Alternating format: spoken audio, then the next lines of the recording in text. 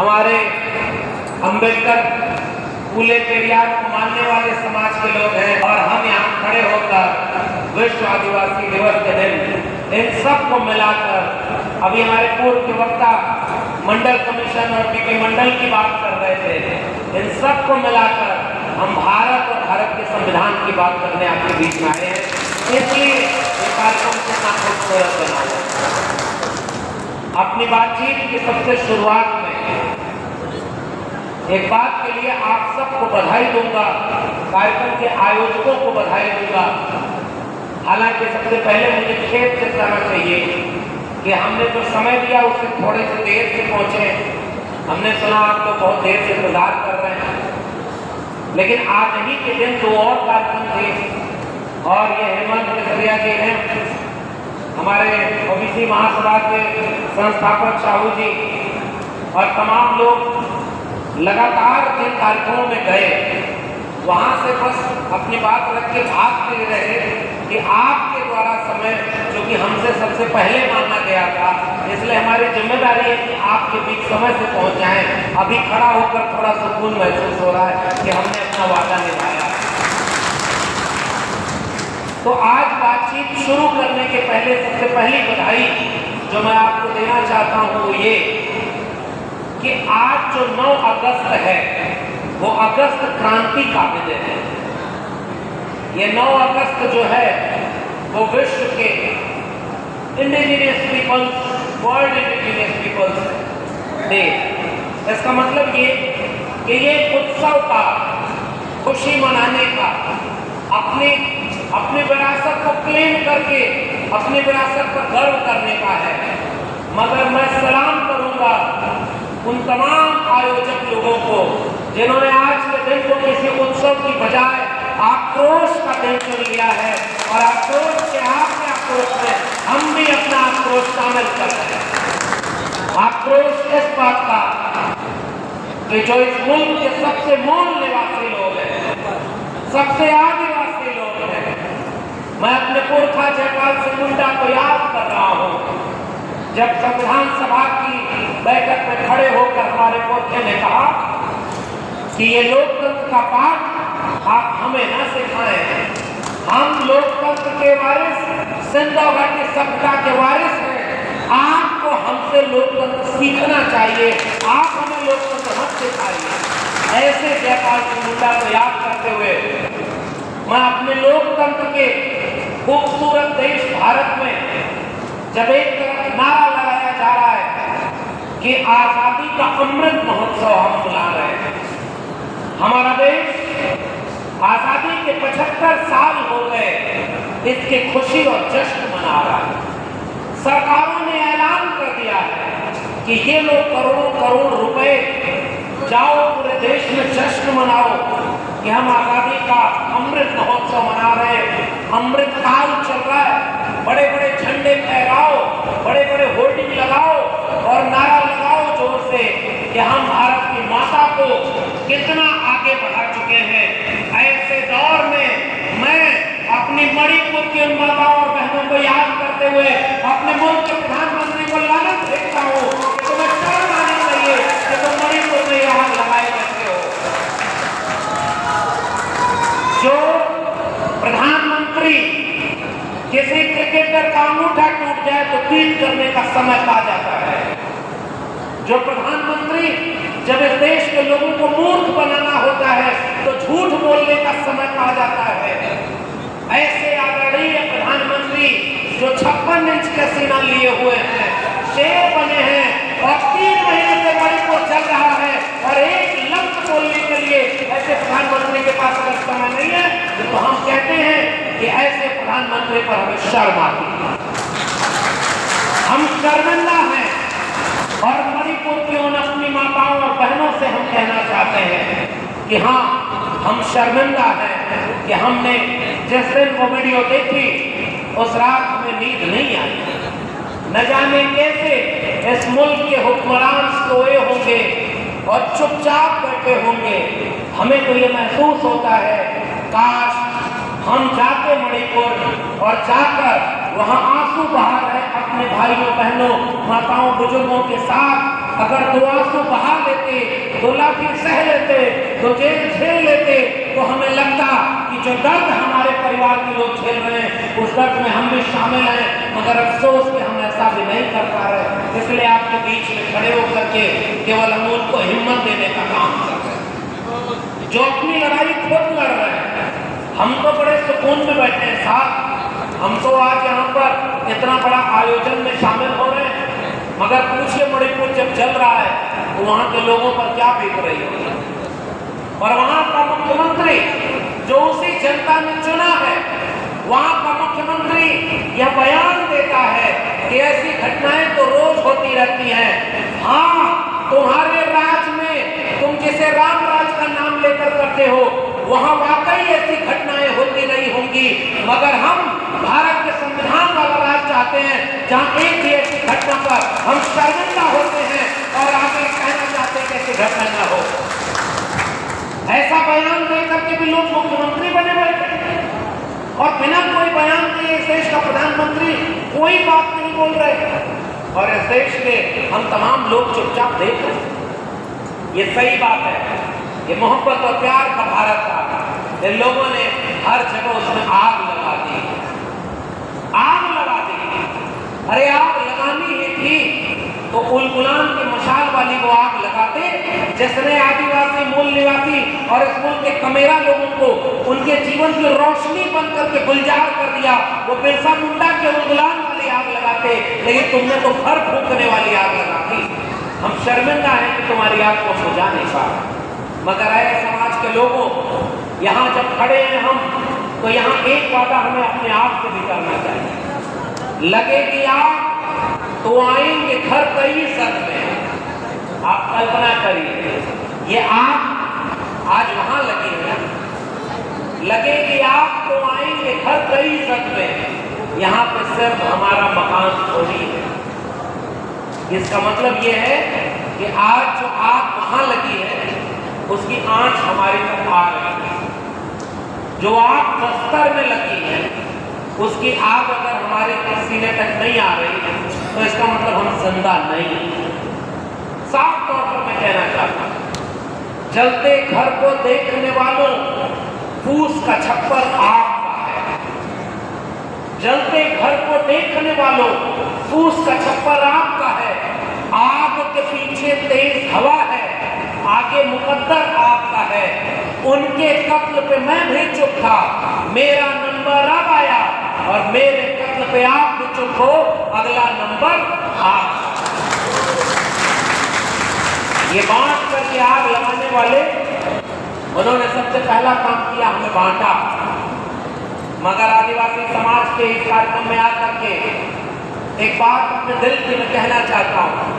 मन की बात नहीं करूंगा, दिल की बात करूंगा, क्योंकि मन की बात करने के लिए झूठा होना पड़ता है। भाई मन की बात वो करे जो सफेद झूठ बोल सके। आप समझ रहे हैं मैं किसकी बात कर रहा हूँ?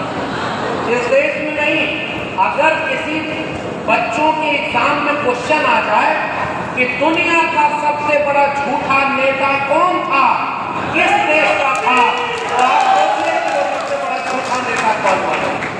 अरे भाई, आप इस देश के प्रधानमंत्री हो, आप कह रहे हो कि हमने हर साल इतने एम्स खोल दिए, इतने मेडिकल खोल दिए, इतनी यूनिवर्सिटी खोल दी, और कुछ ही दिन बाद आपका मंत्री कह रहा है कि नहीं साहब, जितना उन्होंने हर साल खोला है हो सकता है उतना हमने 9 साल मिला करके भिन्न खोला। अब बताओ झूठा कौन है भाई? मैं अगर आपका वोट लेकर के जीत जाता हूं तो आप सोचिए कि आपका 15 लाख रुपया हर अकाउंट में भिजवाऊंगा। याद है ना? कितना लाख? भूले तो नहीं है ना? 2 करोड़ रोजगार हर पूरे दुनिया देश के लोगों को दूंगा। कितना करोड़? 2 करोड़।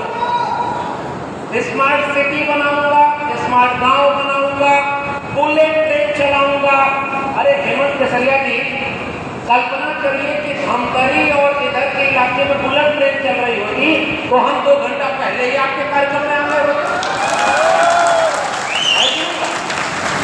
इसका मतलब कि वो भी झूठ था।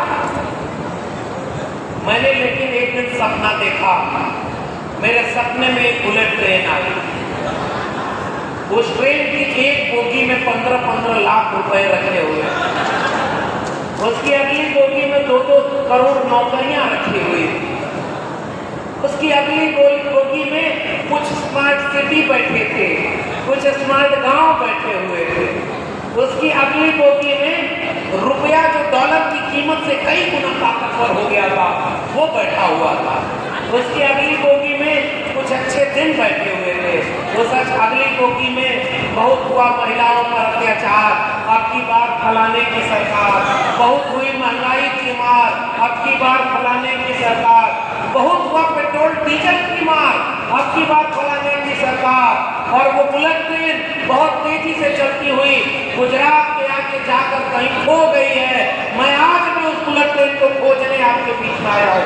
याद दिलाओ भाई वो बुलेट ट्रेन कहाँ चली गई। आज इतना झूठ बोलकर हमारा वोट ले लिया गया, हम भी तो खुश हो गए थे। हमें भाई को जब भाई से लड़ाया गया तो दोनों भाई खुश हो गए। आदिवासी को आदिवासी से लड़ा दिया, पिछड़ों को पिछड़ों से लड़ा दिया, दलितों को दलितों से लड़ा दिया, फिर इन तीनों को आपस में लड़ा दिया। महिलाओं के खिलाफ पुरुषों को खड़ा कर दिया, आदिवासियों के खिलाफ ओबीसी को खड़ा कर दिया, ओबीसी के खिलाफ उनको खड़ा कर दिया, गरीब के खिलाफ पूंजीपति को खड़ा कर दिया।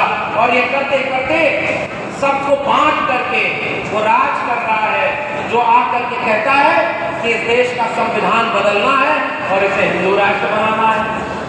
समझ रहे हैं ना। हम लड़के गए और वो जीतता चला गया। हमने बचपन में एक कहानी सुनी थी, दो बिल्लियां रोटी पाती हैं, तो रोटी पाकर वो आपस में लड़ने लगती हैं कि बराबरी से कौन कैसे बांटेगा। बीच में एक बंदर आता है, बंदर दोनों बिल्लियों से कहता है रुको, मैं न्याय करूंगा। तराजू लेकर बंदर आया, उसने रोटी दोनों तरफ रखी, जिधर रोटी ज्यादा थी उसकी रोटी तोड़कर खा लिया तो दूसरी तरफ ज्यादा हो गई, फिर इधर की रोटी खा लिया, फिर पहली तरफ ज्यादा हो गई, फिर इधर की रोटी खा लिया।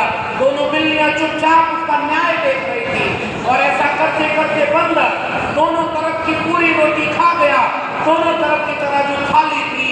और बंदर ने बड़ा सा भाषण देते हुए कहा, देखो बिल्लियों, मैंने न्याय कर दिया है, जितनी भूखी तुम हो उतनी भूखी ये है, दोनों को रोटी नहीं मिली। और वो बंदर तराजू लेकर चला गया। मैं आपके बीच में कहने आया हूँ, हमारे आपसी झगड़े का न्याय करने के नाम पर कुछ लोग हमारे हिस्से का सब कुछ खा गए। अब मैंने आगे नहीं कहूँगा कि वो बिल्ली कौन है और वो, इसलिए समझदार को इशारा काफी। मैं यहाँ कोई ऐसी बात नहीं कहूँगा कि आयोजक लोगों को मुश्किल हो जाए। भाई इशारे में भी तो बात करनी चाहिए।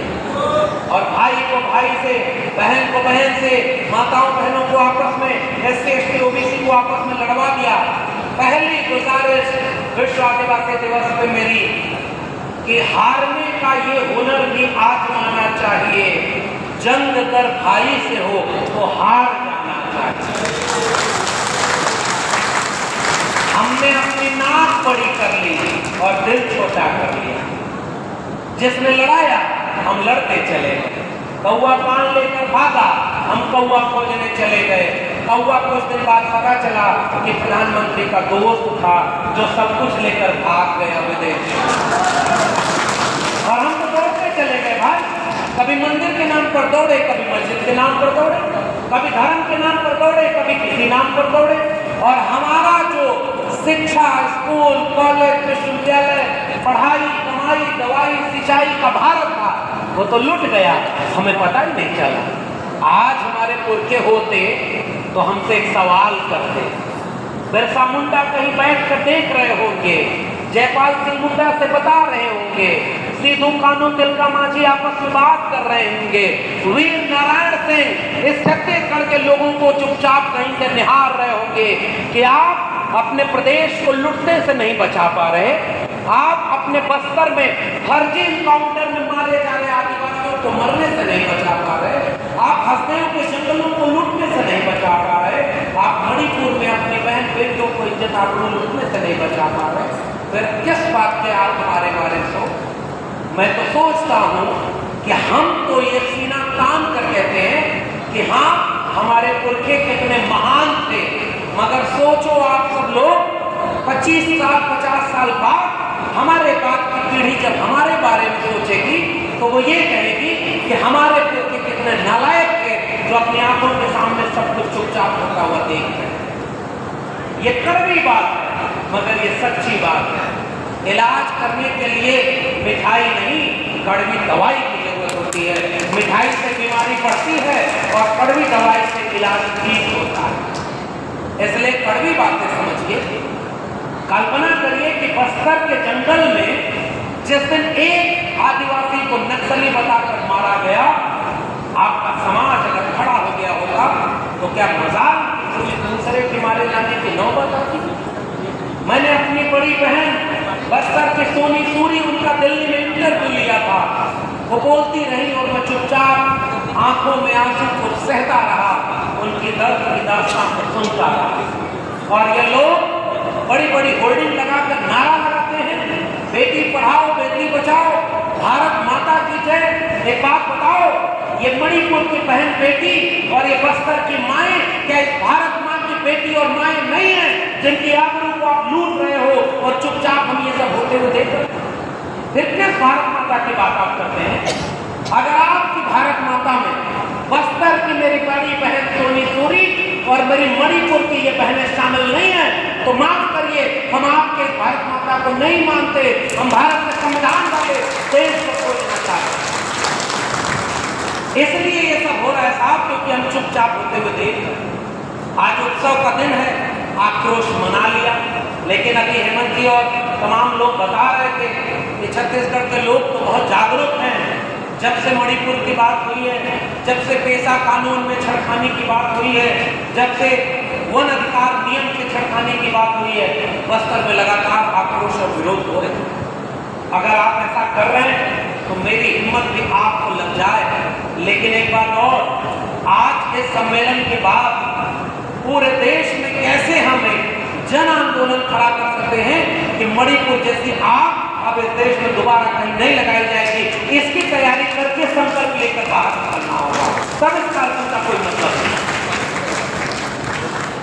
वरना पेशा कानून बनाया तो भाई इस देश के आजादी की लड़ाई लड़ने वालों ने एक भरोसा तो दिया था ना हमारे पूर्वजों को कि अगर आदिवासियों का कोई गांव होगा तो गांव वालों से बिना पूछे न तो गांव में एक पत्थर लगाया जाएगा, न तो गांव से एक पत्थर निकाला जाएगा। यह हक अधिकार आपको मिला है। अनुसूची 5, अनुसूची 6, अनुच्छेद 366 से लेकर जाने कितने अनुच्छेद वो आपको अधिकार देते हैं, क्योंकि इस देश में बाबा साहब डॉक्टर भीमराव अम्बेडकर का संविधान बना है जो हमें हमारा हक और अधिकार देता है। और आज कुछ लोग कहते हैं कि संविधान को बदलना है, हिंदू राष्ट्र बनाना है, ताकि जो अधिकार संविधान ने हमें दिया उस अधिकार को छीन ले और हम चुपचाप होता हुआ देख रहे हैं। भाई ये कौन सा देश है और कौन से अधिकार की बात कर रहे हैं? पेशा कानून अगर आजादी का अमृत महोत्सव मनाने वाले देश में अगर हर राज्य और हर गांव तक लागू नहीं है तो ये कमी किसकी है? बिरसा मुंडा जयपाल सिंह मुंडा की कमी है क्या? या शहीद वीरनारायण सिंह की कमी है? अरे कमी उनकी है जो हम उनका नाम लेकर गौरव होते हैं और अपने आप सामने चुपचाप इतनी तादाद। मैं तो देखा छत्तीसगढ़ में आपकी आबादी अगर तीनों समुदाय को मिला लो तो 97% लोग बताते हैं। कितनी? 97%। 48% ओबीसी, 32% आदिवासी, 20-25% तो दलित भी होंगे। तीनों मिला लें तो 97%। और 97% लोग अपनी मांग नहीं मनवा पा रहे। सरकार कोई भी हो, सरकार की तरह काम करती है। जिस समाज में सामाजिक आंदोलन की जड़ अगर कमजोर पड़ जाए तो राजनीति कब की आपका सौदा कर ले जाएगी। इस बात को याद रखिएगा।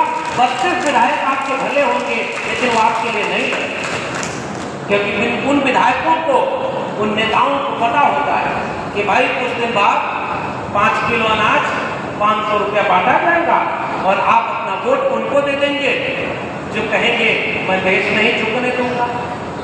आप सोचिए ये गलती किसकी है? हमारी है कि नहीं? हम अपने वोट को दरअसल बेच रहे हैं। पहले एक सपना बेचने वाला मदारी आया तो हम उसके मदारी के खेल को देखकर खुश हो गए और अपना वोट बेच दिया। अब कुछ और तमाशा करने वाले आ गए। एक रात मैंने एक सपना देखा। वो सपने में देखा कि तीन दोस्त थे, थोड़ा सा खीर था, थोड़े SC ST OBC और बाकी लोग। तो उन दोस्तों ने तय किया कि खीर कम है, कौन खाएगा। तो तय किया कि सब लोग चलो सो जाते हैं, जिसका सपना सबसे अच्छा होगा वही सुबह उठकर खीर खाएगा। आप समझिएगा ध्यान से, समझदार को इशारा काफी। तीनों सो गए और जब जगे तो तीनों ने शुरू किया। एक ने कहा मेरा सपना सबसे अच्छा, क्यों? क्योंकि मेरे सपने में एक ऐसे बाबा आए थे जो सबका पर्चा बनाते हैं कि जाओ तुम्हारे घर में ये दिक्कत है, और वो सारे बाबा का ये पर्चा बना दिया, वो पर्चा बना दिया। तो उनकी कथा हमारे बगल में हो रही थी, मैं गया कथा सुनने और मेरा भी पर्चा बन गया, मेरी किस्मत खुल गई। देखो मेरा सपना सबसे अच्छा। बाबा की कथा सुन के बोला था। दूसरे से बोला क्या भाई तुम अपना सपना सुनाओ। तो उसने कहा मेरे सपने में एक दूसरा बाबा आया था जो बोल रहा था एक लोटा जल सभी समस्याओं का हल। और वो बाबा अब जब मुझे पता चला कि वो बाबा वही जगदलपुर में आया है, बिलासपुर में आया है, रायपुर में आया है, बड़ी बड़ी होर्डिंग लगी थी, गिरी में बस लगी थी, ट्रेन की पूरी और सब्जी भी पैक हुई थी, और सबको कहा जा रहा था चलो किस्मत खुल गई है, बाबा आए हैं। हम सब वहाँ चले गए और मेरे बाबा ने मुझे देखकर बोला कि देखो अगर तुम्हारा बेटा बेटी का एग्जाम हो तो जिस दिन उसकी परीक्षा हो उस दिन बेलपत्री पर शहद लगाकर किसी एक चीज पर लगा देना, तुम्हारा बेटा पास हो जाएगा। और अखबार में खबर छपी कि उसका अपना बेटा लेकिन बाबा ने जो एक लोटा जल दिया है वो मैं लेकर आया और अभी आपके बीच में बैठा हूं, इसलिए उससे ज्यादा अच्छा सपना किसका? मेरा। तीसरा चुप बैठा, चुप था। दोनों बोले कि भाई तू सुना। कहा नहीं जाने दो, कार्य में सुनाना पड़ेगा। कह छोड़ो। कहा क्या सपना देखा? नियम बना था। कह हमने कुछ नहीं देखा। कहा नहीं बताना पड़ेगा, ये तो गलत है। तो कहा अच्छा सुनो, जब हम सोने गए ना तो हमारे सपने में बिरसा मुंडा, जयपाल मुंडा और वीर नारायण सिंह आए और कहे तेरी खीर सदियों से कोई और पीता है और खीर बगल में रखी है और तू सो रहा है, उठ और खीर पी जा। और मैं दोनों दोस्त खड़े हुए, कहे कि अगर उन लोगों ने कहा खीर पी जा तो तूने क्या किया?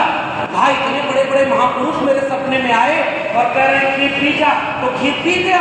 उसने कहा कि अरे तुमने हमें बुलाया क्यों नहीं? कहा बुलाया था, दोनों बिस्तर पर नहीं थे। अब पता चला एक कथा सुनने रात कर गया था और दूसरा कथा सुनने से डर हो गया। कथा सुनने वालों को कथा सुनने दीजिए, लेकिन आपके बच्चों के भविष्य की शिक्षा, रोजगार की, आपके कमाई की, आपके पढ़ाई की, आपके सिंचाई की, आपके जल जंगल जमीन की खीर सदियों से कोई और पी रहा है, तब तक उस खीर को किसी और को पीने देंगे। उठिए और अपने हिस्से की खीर आपको पीनी होगी। आज के कार्यक्रम का हिस्सा और वो खीर इसलिए हमें पीना होगा क्योंकि वो खीर हमारे पूर्वों की मेहनत से तैयार है। एक बात बताइए, दुनिया में प्रधानमंत्री जाते हैं, हेमंत जी यहाँ समय की दिक्कत नहीं, मेरा समय से पूरा तो बता दीजिए, आज मन से कुछ बात कर रहा बोलो ना। ये सुनना पड़ता है, कहीं ऐसा न हो कि। अब एक बात समझिए, इस देश में दुनिया के बाहर जब भारत के प्रधानमंत्री जाते हैं तो कहते हैं कि हम युद्ध के देश से नहीं बुद्ध के देश से आए, कहते हैं ना। और भारत में आप लोग बुद्ध के खिलाफ युद्ध छेड़ते हैं, सही है कि नहीं? ये सिरपुर यहीं पर है ना, पुराना बुद्धिस्ट है, लेकिन उस पर कोई बात नहीं होती। मैं कभी कभी सोचता हूँ कि जो प्रधानमंत्री इतने ताकतवर हैं, वो अगली बार जब अमेरिका में जाएं तो वो दुनिया को ये बताएं, जब वैज्ञानिकों की यहाँ जाएं, कहें अरे तुम लोग कहाँ खोए बैठे हो, मैं तो उस देश से आया हूँ, तुम्हारे यहाँ आज इंसान एक तरह से पैदा होते होंगे होंगे, मेरे यहाँ इंसान मुख से भी पैदा होते हैं, नाव से भी। भारत के प्रधानमंत्री जाकर वहां बताएं कि आपका विज्ञान फेल हो गया होगा कि अगर एक इंसान में दूसरे इंसान का खून अगर चढ़ाना है तो बिना ब्लड मैच किए खून नहीं चढ़ा सकते, लेकिन हमारे यहाँ की सर्जरी कितनी आगे थी कि हम एक इंसान पर किसी जानवर का मुंडी भी चढ़ा सकते। मैं अपमान किसी का कर रहा हूँ, मैं किसी आपकी कहानी है, मैं उसे याद कर रहा हूँ।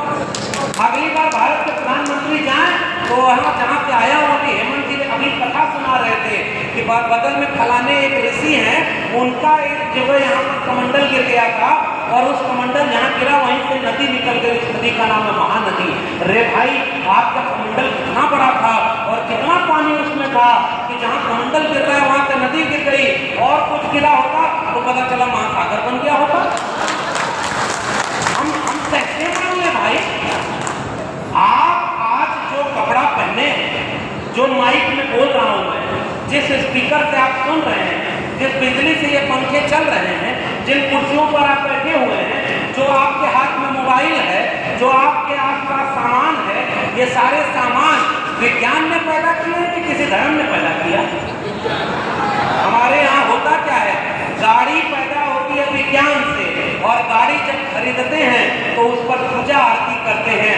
क्या मैं अपनी गाड़ी जब खरीद रहा था तो हर शोरूम में एक व्यक्ति बैठा होता है, उस व्यक्ति का नाम मैं नहीं लूंगा, हफ्तों से आप पहचान लें। वो एक व्यक्ति तुरंत खाली लेके आ जाता है, जजमान हम कहे जी, कहे इसकी नजर करवा लो, पूजा करवा लो। हमने कहा उससे क्या होगा? कहा कि इस पर जो खराब चीजें होंगी, काला ग्रहण होगा, वो सब हट जाएगा, रक्षा होगी। मैंने तुरंत पलट के एजेंसी वाले से पूछा कि तुमने गाड़ी का इंश्योरेंस किया है? तो उसने कहा हाँ। तो कहा 3 साल के इंश्योरेंस का कितना रुपया लिया? तो कहा 50,000। मैंने पलट कर इधर बोला कि मैं आपको 5,000 दे दूंगा, आप गारंटी ले लो कि अगर 1 साल में मेरी गाड़ी अगर कहीं एक्सीडेंट होती है तो सारा खर्चा आप उठाओगे। खाली समय को भाई मैंने कोई गलत बात कही क्या? भाई मैं तो यही कहा, गारंटी ले लो। अगर किसी चीज को कह रहे हो तो उसकी गारंटी ले लो, हम भी आपको मान लेंगे। गारंटी नहीं लेंगे। एक गांव में गधा मर गया। क्या गधा? देखिए किससे कहानी से बात बहुत दूर तक जाती है। गांव वाले परेशान, और फिर वैसे ही एक आदमी के पास आए, कहे